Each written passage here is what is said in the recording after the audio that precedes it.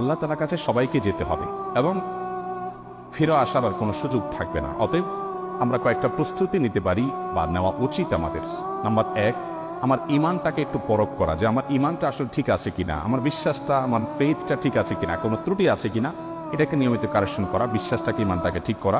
Number 2, ভালো কাজ দিয়ে গোটা জীবনকে সাজাবার চেষ্টা করা, যে আমার প্রতিটি কাজ হয় ভালো নয় মন্দ, হয় নেকামল হিসাবে গণ্য হবে না বদামল হিসাবে গণ্য হবে। মিজানের পাল্লাতে 2টা অপশন আছে, থার্ড কোনো অপশন নাই। আমি যেটাই করি না কেন আমার প্রতিটি মুহূর্ত হয় আমার ভালো কাজে গণ্য হবে, আর না মন্দ কাজে গণ্য হবে। অতএব এই বিবেচনাটা সবসময় করে হিসেব করে চলা। নাম্বার 3, সবসময় তওবা করতে থাকা। আমরা মানুষ ভুল হতেই পারে, অতএব প্রতিনিয়ত তওবা করে করে কারেকশন করে নতুন করে পথ চলা শুরু করা। নাম্বার 4, মৃত্যুর স্মরণটা বেশি বেশি করে করা। যত বেশি মৃত্যুর স্মরণ, মৃত্যু নিয়ে ভাবতে পারবো, বিশেষ করে কবরস্থানে যাওয়া।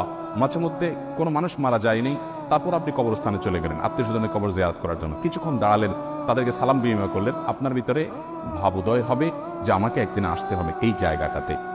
নাম্বার 5, কোনো ওসিয়ত করার থাকলে মৃত ব্যক্তি মৃত্যুর আগে জীবিতদের উদ্দেশ্যে ওসিয়তনামা লিখে রেডি করে রাখা, মৃত্যুর প্রস্তুতির অংশ।